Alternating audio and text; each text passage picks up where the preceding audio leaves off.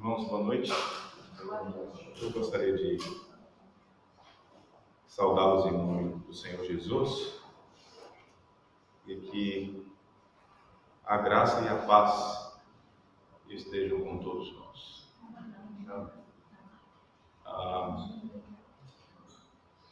Nós precisamos, irmãos, louvar o nosso Deus continuamente, porque Ele é digno do nosso louvor, adorá-lo e bendizê-lo por tudo que Ele fez em Cristo Jesus. Para nós é sempre uma alegria nos reunirmos como igreja, em culto, prestando então adoração a Deus, por quem Ele é e também pelo que Ele fez em Cristo.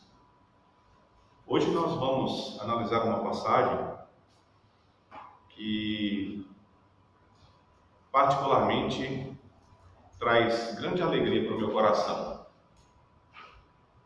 De certa forma, a gente contempla o que Deus fez em Cristo e não há outra forma de abordá-lo senão em adoração, obrigado, Laura, em louvor e bendizer o teu nome. Quão magnífico, irmãos, é o Evangelho. Quão preciosa é a ação de Deus em Cristo Jesus. Eu peço que os irmãos então abram, por favor, as suas Bíblias em Romanos capítulo 5.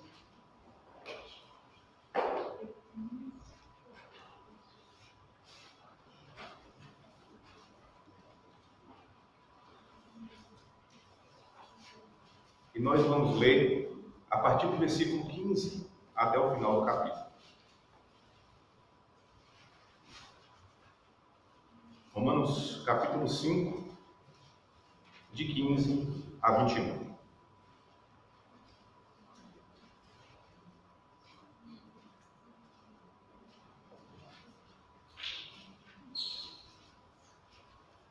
Nós vamos ler a passagem, vamos também fazer uma oração e depois procurar, mediante a sua exposição, aprender mais das Escrituras.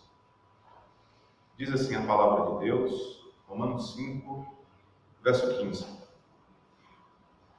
Entretanto, não há comparação entre a dádiva e a transgressão. De fato, muitos morreram por causa da transgressão de um só homem. Mas a graça de Deus, isto é, a dádiva pela graça de um só Jesus Cristo, transbordou ainda mais para muitos. Não se pode comparar a dádiva de Deus com consequência do pecado de um só homem. Por um pecado veio o julgamento que trouxe condenação. Mas a dádiva decorreu de muitas transgressões e trouxe justificação. Se pela transgressão de um só a morte reinou por meio dele, muito mais aqueles que recebem de Deus a imensa provisão da graça e a dádiva da justiça reinarão em vida por meio de um único homem, Jesus Cristo. Consequentemente, assim como uma só transgressão resultou na condenação de todos os homens, assim também um só ato de justiça resultou na justificação que traz vida a todos os homens. Logo, assim como por meio da desobediência de um só homem, muitos foram feitos pecadores, assim também, por meio da obediência de um único homem, muitos serão feitos justos. A lei foi introduzida para que a transgressão fosse ressaltada, mas onde aumentou o pecado, transbordou a graça, a fim de que, assim como o pecado reinou para a morte, também a graça reine pela justiça para conceder vida eterna mediante Jesus Cristo, nosso Senhor. Até aí a leitura, vamos orar, vamos pedir a direção do Senhor na compreensão de sua palavra. Querido Deus, nosso Pai, queremos te bendizer, louvar teu nome, porque nesse momento estamos diante das Escrituras. Escrituras que são sagradas. Nelas queremos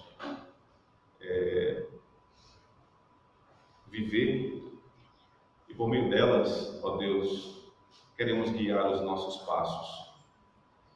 Venha nos exortar, nos encorajar, nos animar na fé, segundo a verdade do Evangelho.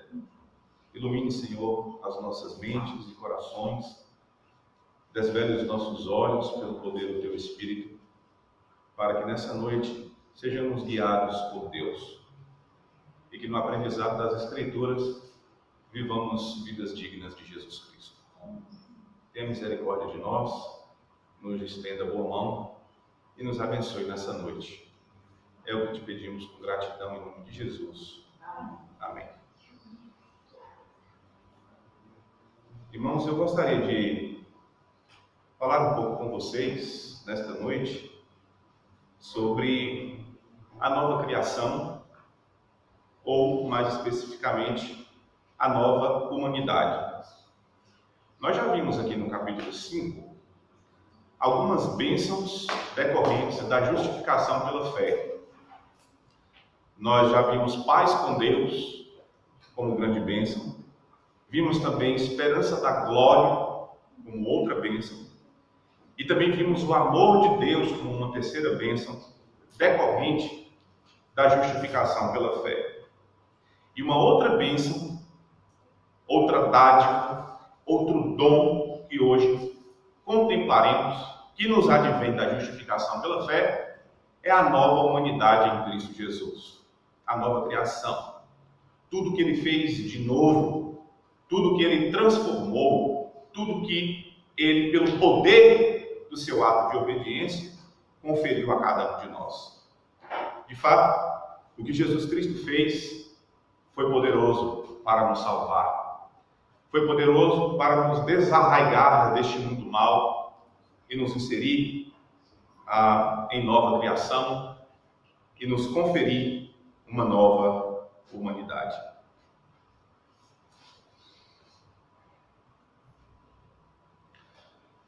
No domingo em que nós analisamos os versículos anteriores, eu mencionei para vocês, irmãos, que quando Adão pecou, toda a humanidade foi amaldiçoada.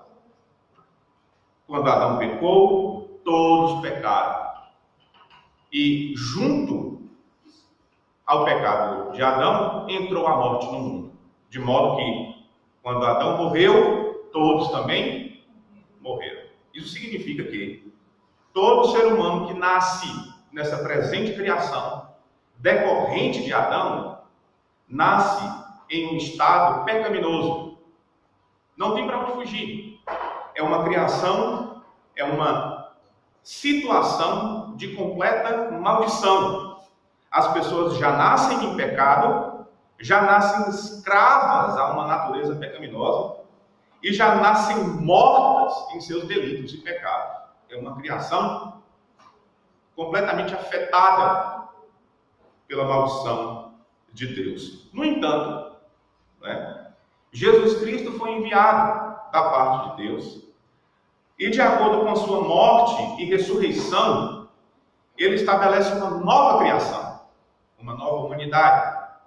Deus, irmãos, entra neste mundo mau para nos desarraigar dele, aqueles que creem em Jesus Cristo, que professam fé na pessoa do nosso Senhor e Salvador Jesus Cristo. De modo, irmãos, que quando justificados pela fé, nós somos inseridos nessa nova criação. Aquilo que Jesus Cristo fez é tão poderoso, mas tão poderoso, que ele transforma pecadores em justos. O que Jesus Cristo fez foi tão poderoso, mas tão poderoso, que ele transforma mortos em vivos. O que ele fez na cruz do Calvário, irmãos, é mais abundante e é mais poderoso do que aquilo que Adão fez para nos matar. Adão, por meio de uma desobediência, por meio de sua rebeldia, inseriu toda a raça humana no pecado e na morte. Mas o que Jesus Cristo fez foi muito mais poderoso para transformar essa realidade em redenção, em perdão de pecados, em purificação das nossas almas e, finalmente, vida eterna. Se o que Adão fez foi poderoso para nos matar, o que Jesus Cristo fez foi muito mais poderoso para nos salvar e nos conferir vida, nos conferir salvação e justificação. Como verdade textual, nós aprendemos o seguinte: o ato de justiça feito por Cristo garante a bênção da nova humanidade, garante a bênção da nova criação.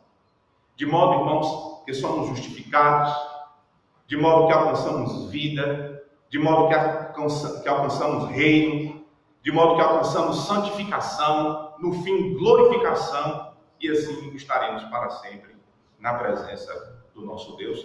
Tudo porque Jesus Cristo decidiu obedecer ao Pai.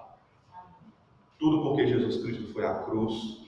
Tudo porque Ele deu a sua vida por cada um de nós e transformou o nosso quadro terrível de pecado e de morte, segundo a natureza corrente das coisas.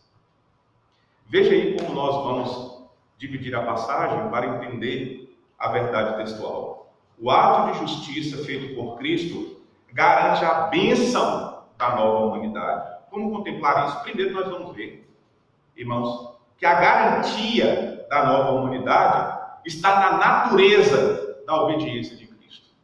Versículos 15 a 17. E depois veremos que a garantia da bênção da nova humanidade está baseada nos efeitos da obediência de Cristo, versículos 18 a 21. Tá bom? E assim nós procuraremos esgotar a passagem no entendimento daquilo que o apóstolo Paulo, sob inspiração, quer nos ensinar nessa noite. E assim, irmãos, nos regozijar nas Escrituras e buscar, portanto, aprender mais de Deus para uma vida afinada à sua palavra. Então, em primeiro lugar, Paulo faz um contraste entre Adão e Cristo para mostrar que a garantia da nova humanidade está baseada na natureza daquilo que Cristo fez. Certo? Se vocês repararam, no finalzinho do versículo 14, Paulo disse o seguinte: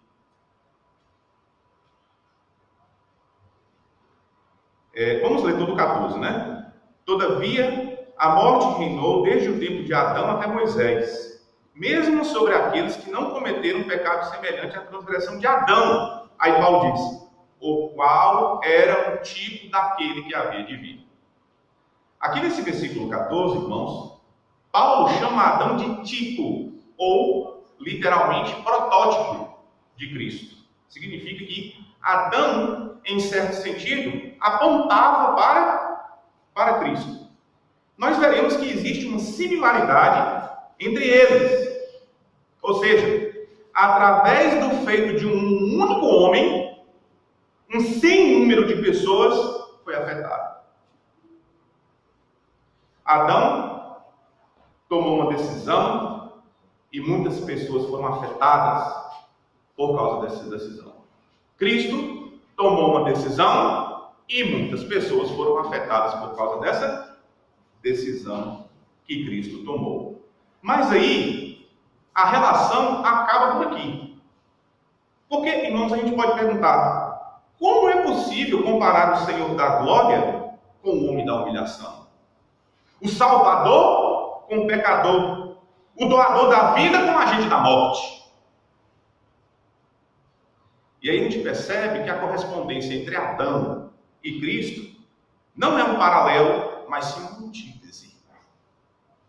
E a antítese está baseada exatamente na transformação que Cristo Jesus trouxe para nós. Assim, irmãos, antes de retornar à única similaridade que existe entre Adão e Cristo, Paulo descreve agora as diferenças a partir do versículo 15. Eu gostaria de observar essas diferenças com vocês. Nós temos aqui três diferenças, três contrastes entre Adão e Cristo, entre as consequências do ato de Adão e as consequências do ato de Cristo. Em primeiro lugar, vamos reler o versículo 15 e veremos o primeiro contraste, a primeira diferença entre os dois. Paulo diz assim: entretanto, não há comparação entre a dádiva e a transgressão. Ele diz: de fato, muitos morreram por causa da transgressão de um só homem. Mas a graça de Deus, isto é, a dádiva pela graça de um só, Jesus Cristo, transbordou ainda mais para muitos. A transgressão de Adão, irmãos, foi a queda, foi a sua rebelião, um desvio que ele cometeu desde o começo da criação. Com esse gesto de Adão, Paulo contrasta a dádiva de Cristo, um ato de sacrifício próprio que não tem a mínima semelhança com o gesto de Adão. Tá bom? A transgressão aqui é a queda de Adão, é o seu desvio. E a dádiva de Cristo aqui, irmãos, é o seu ato de sacrifício próprio para a remissão dos nossos pecados. E a consequência fica gravada aí, nas letras sagradas. Se muitos morreram por causa da transgressão de um só, muito mais a graça de Deus para nos conferir, irmãos, o dom gratuito de salvação e tudo aquilo que Deus nos oferece. Eu não sei se vocês estão reparando, mas quando Paulo faz o contraste, ele coloca a graça como muito mais abundante, ou os efeitos daquilo que Cristo fez como muito mais poderosos dos efeitos daquilo que Adão fez. Ele está fazendo isso para mostrar, irmãos, que o poder de Deus foi grandioso, foi majestoso, e aquilo que ele fez pode transformar a realidade da humanidade. Pode, com eficácia, justificar aqueles que têm fé em Cristo Jesus, conferir vida àqueles que têm fé em Cristo Jesus e trazê-los ao seio de Deus, né? Ao seio do Pai. O segundo contraste aí, o efeito imediato do que os dois fizeram também é diferente. Vamos reler o versículo? Agora, versículo 16. Veja como Paulo diz: não se pode comparar a dádiva de Deus com a consequência do pecado de um só homem. Por um pecado veio o julgamento que trouxe condenação. Mas olha o que acontece com a dádiva. Mas a dádiva decorreu de muitas transgressões e trouxe justificação. A ênfase aqui, irmãos, está na consequência de cada ato. No caso de Adão, o julgamento de Deus trouxe condenação, e foi um pecado apenas. No caso de Cristo, a dádiva trouxe justificação diante de muitos pecados. O contraste é forte. Se por causa de um pecado veio condenação, a dádiva de Deus é muito mais abundante, porque ela veio diante de inúmeros pecados. Não só a transgressão de Adão, mas também a nossa transgressão. E transgressão de homens ao longo do tempo, né? E aí, irmãos, o contraste aqui é absoluto. O julgamento de Deus veio por um pecado, enquanto a dádiva de Deus decorreu de muitas transgressões, né? Observe, portanto, que a dádiva, ela entra nesse mundo. A graça de Deus entra nesse mundo abundante, transbordando, né? De amor, de salvação, de reconciliação com Deus. Veja o terceiro contraste que Paulo alista aí agora, versículo 17. E é o resultado final, né, dos dois atos aqui que ele alista para a gente. Veja aí, versículo 17. Se pela transgressão de um só a morte reinou por meio dele, muito mais aqueles que recebem de Deus a imensa provisão da graça e a dádiva da justiça reinarão em vida por meio de um único homem, Jesus Cristo. Irmãos, esse versículo é de encher os olhos. E como não nos identificar com a beleza do Evangelho, com aquilo que Deus, irmãos, fez em Cristo Jesus. Mais uma vez aqui no versículo 17, são contrapostos um só homem, Adão, e um único homem, Jesus Cristo. Assim também são contrapostos os resultados finais de seus atos, agora referidos como morte e vida. Veja só o versículo 17 mais uma vez, né? Se pela transgressão de um só a morte reinou. Nós já vimos Paulo falando essa questão da morte reinando em versículos anteriores. Se pela transgressão de um só a morte reinou, muito mais aqueles que recebem de Deus a imensa provisão da graça e a dádiva da justiça reinarão em vida. Irmãos, outro contraste aqui importante de ser observado. E esse contraste é elaborado a fim de ressaltar a superioridade da obra de Cristo.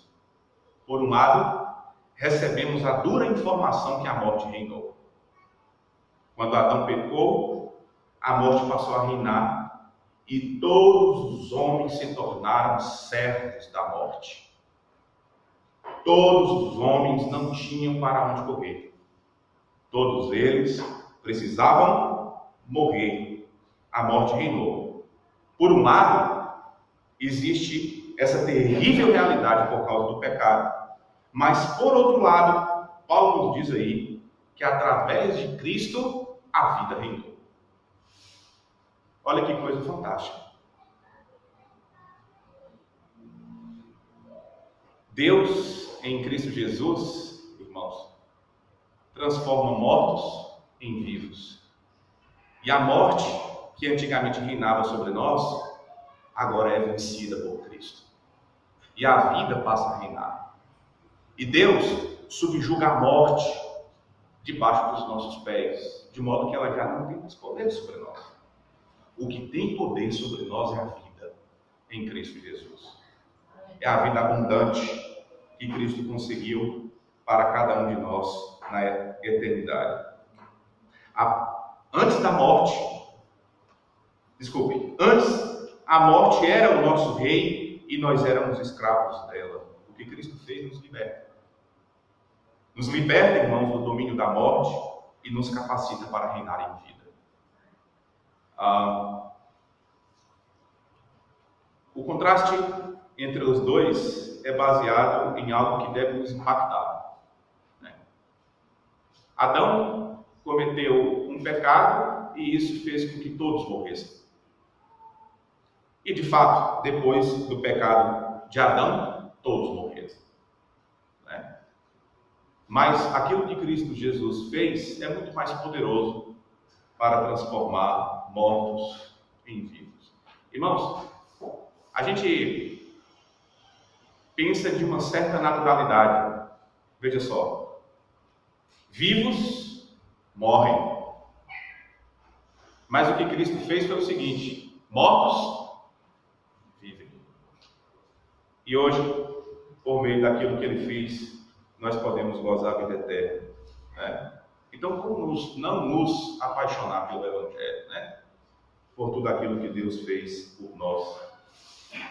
Nós, irmãos, nos tornamos reis, participantes do reino de Cristo, tendo agora debaixo de nossos pés até a própria morte, que um dia será destruída, que um dia será completamente anulada por tudo aquilo que Jesus Cristo fez por cada um de nós.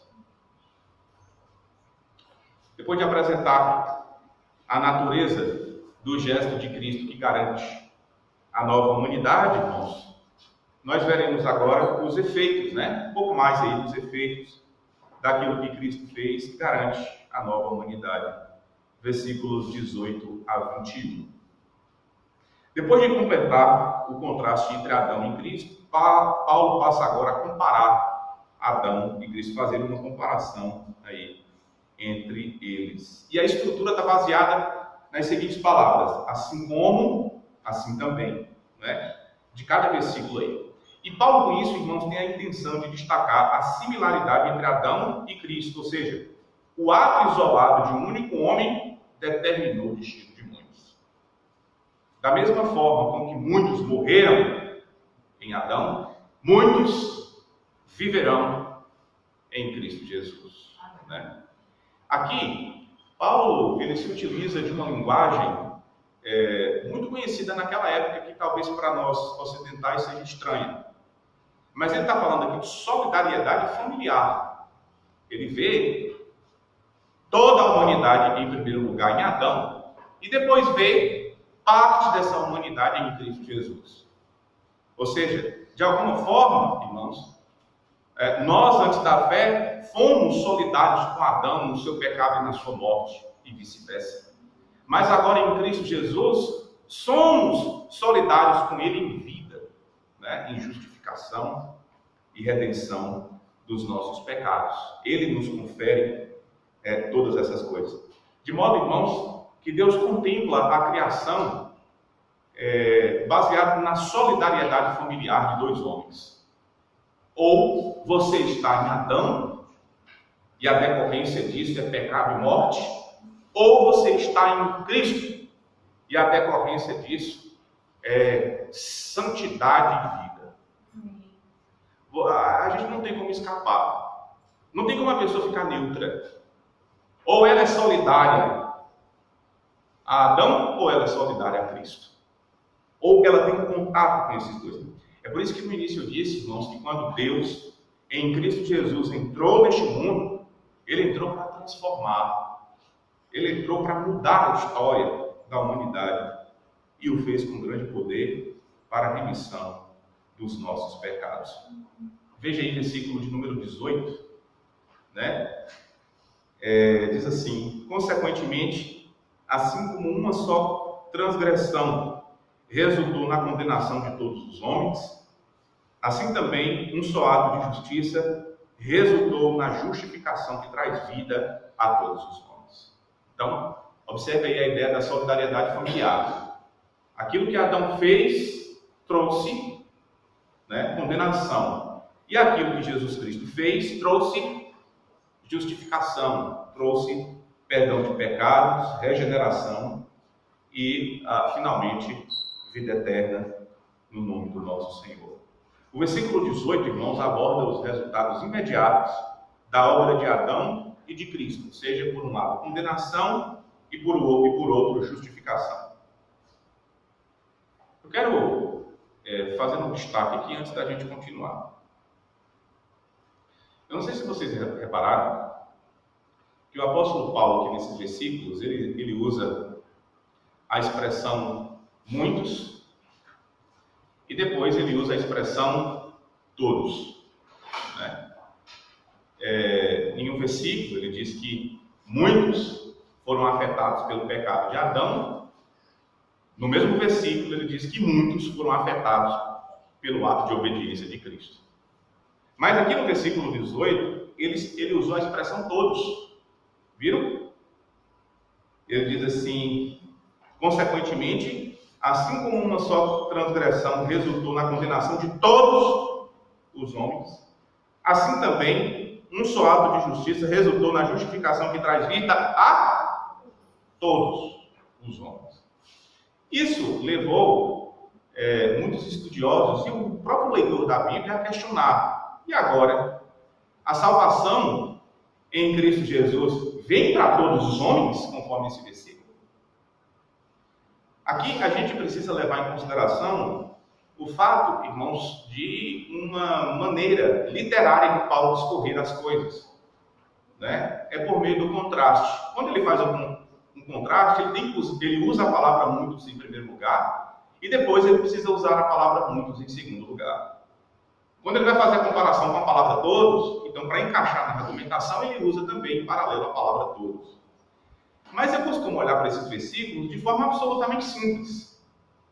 E em vez de ser universalista, como muitos hoje abordam esse texto, dizendo que a salvação veio para todos os homens, é melhor olhar para esses versículos, irmãos, e entender que essas expressões, elas não podem ser avaliadas em absoluto, como todos significando realmente todos. Isso está no nosso próprio linguajar, né? Por exemplo, tem muita gente que gosta de pizza, né? Inclusive muitos irmãos aqui da Calvário. E geralmente a gente costuma dizer assim: todo mundo gosta de pizza. A gente sabe que não é todo mundo, mas a gente usa essa expressão todo mundo para dar ênfase que, pelo menos, a grande maioria das pessoas gostam de pizza. E às vezes, irmãos, nós também usamos a palavra muitos para se referir a todos, porque todos são muitos. Então, a gente pode analisar esses versículos aqui de Paulo assim, nessa simplicidade, né? Sem pegar o todos aqui em absoluto e dizer que Paulo está se referindo à salvação a todos, indistintamente. Porque a gente sabe, irmãos, em todas as escrituras, que a salvação é conferida apenas àqueles que têm fé em Cristo Jesus. Enquanto as pessoas estiverem na realidade mundana das coisas, nessa presente criação, elas estão mortas em seus delitos e pecados. É necessário crer em Cristo para que haja verdadeira transformação e mudança, né? De morte para a vida. Continuando, veja só no versículo 19 que Paulo diz para a gente: logo, assim como por meio da desobediência de um só homem muitos foram feitos pecadores, assim também por meio da obediência de um único homem muitos serão feitos justos.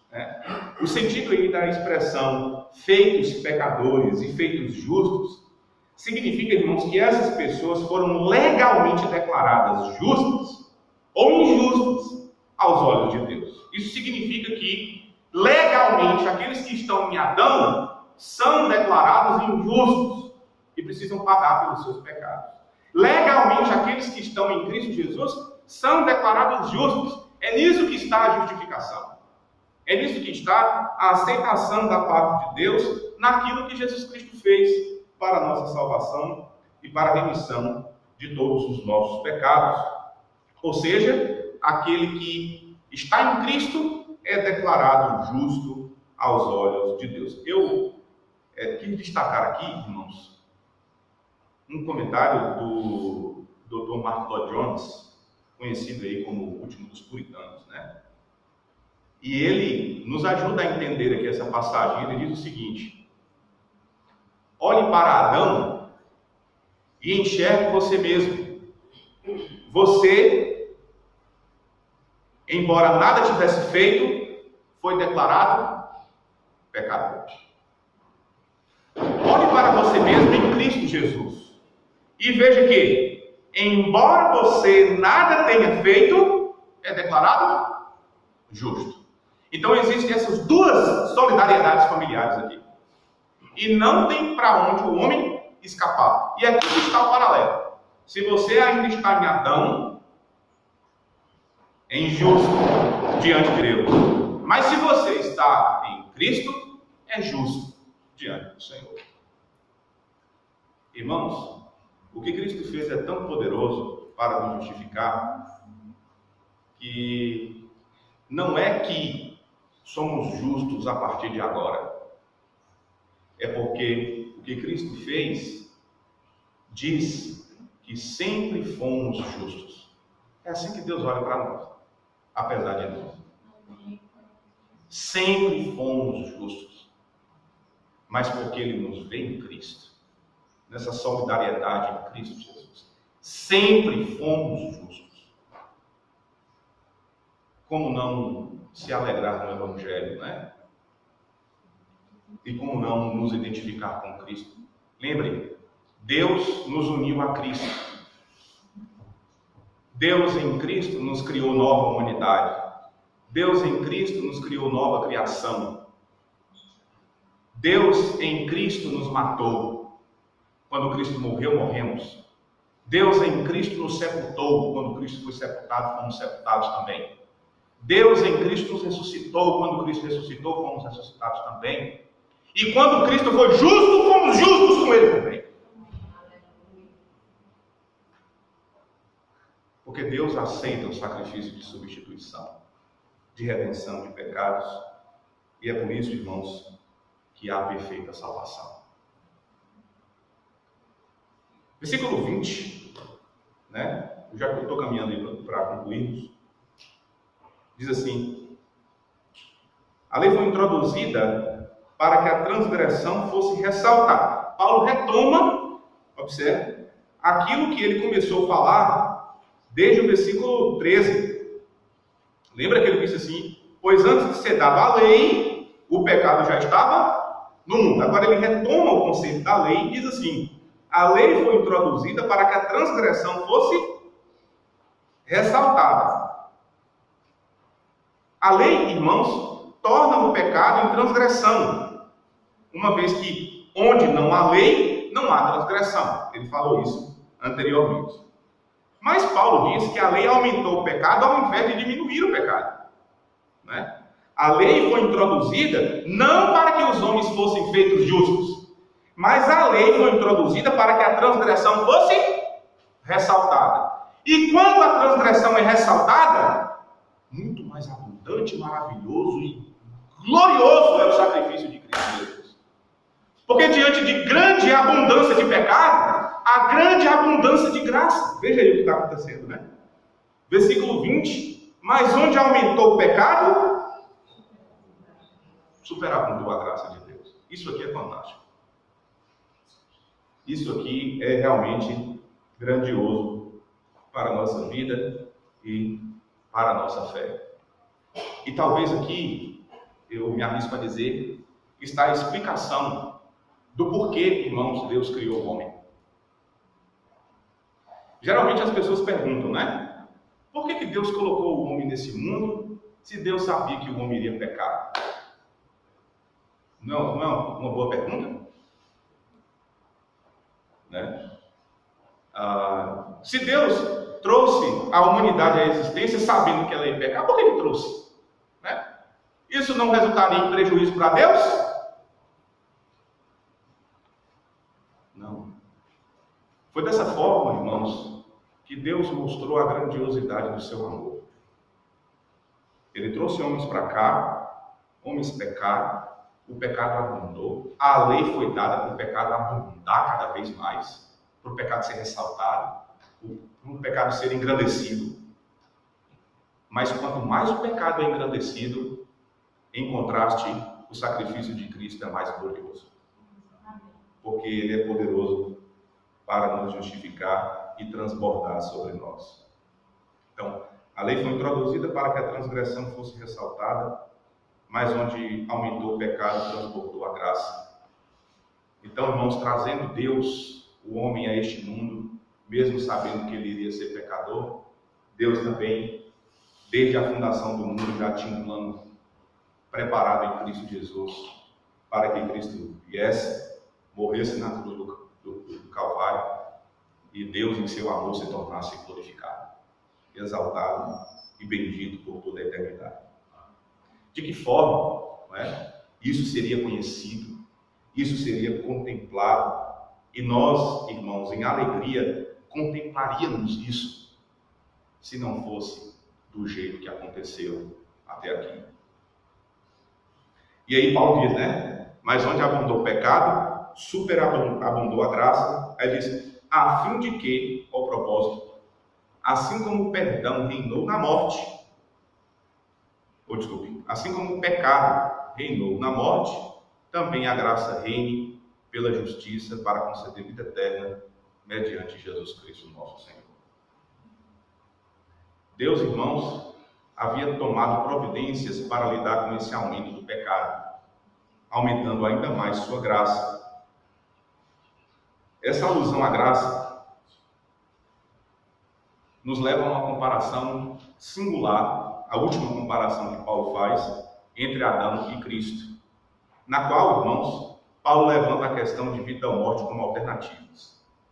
Graça e vida são colocadas aqui como antítese a pecado e morte. A ênfase, porém, encontra-se novamente no paralelo que compara os dois tipos de reino: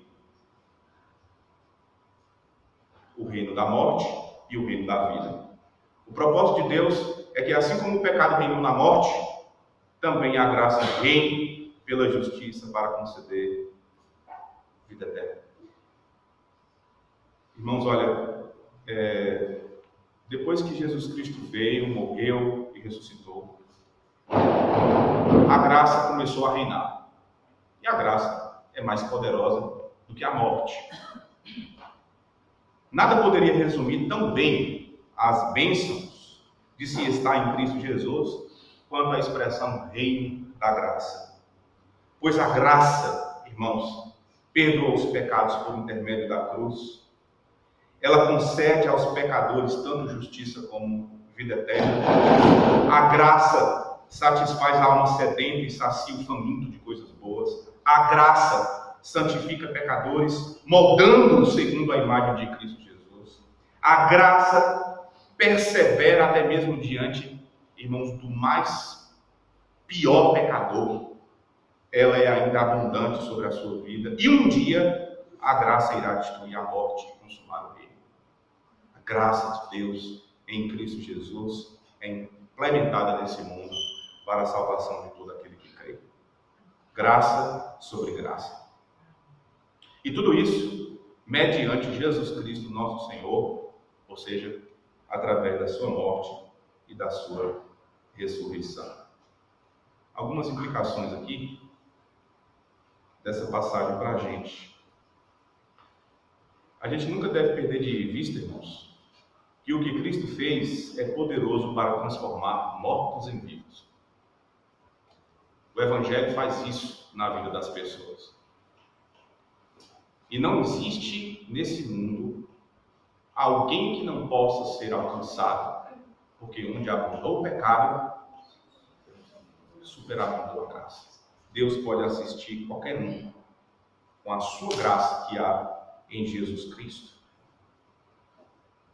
Eu sei que vocês observaram o tempo todo que as consequências da nossa justificação, do perdão dos nossos pecados e, por fim, a vida eterna, foram consequências que se deram pelo que Cristo fez, pelo que Ele fez, não nós. A salvação, irmãos, está baseada unicamente no ato de obediência em Cristo, no ato de obediência de Cristo, aqui em segundo lugar. Então, ela não está... É por isso que há segurança. É por isso que nós, irmãos, pela fé, abraçamos algo consistente para a nossa salvação. Porque se dependesse de nós, nós não teríamos certeza. Muito pelo contrário. Nós nos condenaríamos rapidamente.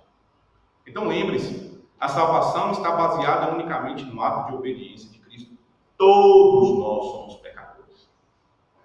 Todos nós precisamos de salvação.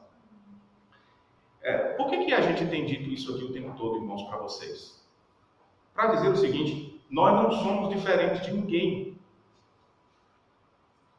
Hoje a gente vê muitos homens blasfemando o nome de Cristo, falando mal do Senhor Jesus, zombando de Deus por aí afora, e nos revoltamos. É natural? É. Mas, irmãos, nós não podemos estabelecer vingança contra essas pessoas. Sabe por quê?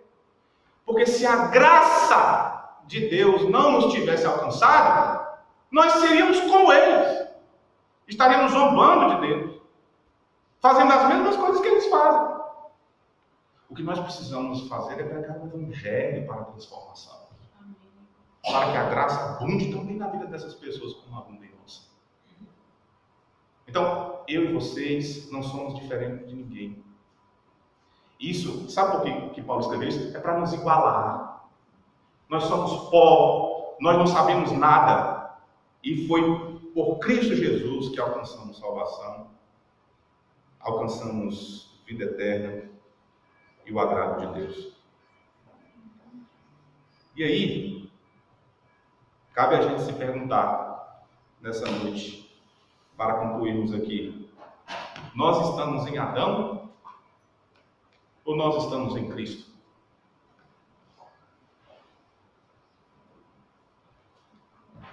Teve um tempo que o seu pastor estava em Adão. E na minha vida, irmãos, abundava pecado e morte. Mas graças a Deus, a graça do Senhor me alcançou. E apesar de mim, hoje abunda justiça e hoje abunda salvação. Vamos orar. Senhor Deus e Pai, te agradecemos pela paz que há entre ti e nós. Te louvamos também, Senhor, pela esperança da redenção e pelo teu grande amor por nós. Mas também como grande bênção da justificação, hoje nós gozamos de nova humanidade. Fomos transformados, não andamos mais em pecado, mas procuramos justiça. Hoje, a morte já não tem mais poder sobre nós, porque um dia reinaremos em vida com Cristo. E tudo isso por causa de Cristo. Tudo isso por causa daquilo que o Senhor fez no teu Filho. Tem misericórdia de nós, Senhor. Fortaleça a nossa fé e nos dê ânimo para seguirmos adiante, com vigor e determinação. Eu te agradeço pela vida desses irmãos que estão aqui comigo. Ajude-os, fortaleça-os e encaminhe-os, ó Deus, para o teu serviço. Amém. Eles estão desejosos do Senhor e precisam da sua participação. Agradeço-te porque o Senhor tem sido bondoso para conosco até aqui. E isso é motivo de louvores ao teu nome. E, Senhor, nós realmente nos alegramos, nos empolgamos com a grandeza do Evangelho. Que coisa fantástica fez o Senhor em nós, através de Cristo. Por isso te louvamos, por isso te agradecemos. Mas além de tudo que o Senhor fez, depois nós veremos em Romanos 6, o Senhor nos chama para a santificação, para viver nova vida em Cristo Jesus e deixar o mal nos desarraigando deste mundo perverso e amaldiçoado. Se conosco, ó Deus, nesse processo de santificação também precisamos do Senhor. Nos abençoe, estenda a boa mão sobre nós e venha nos socorrer. É o que te pedimos com gratidão em nome de Jesus. Amém.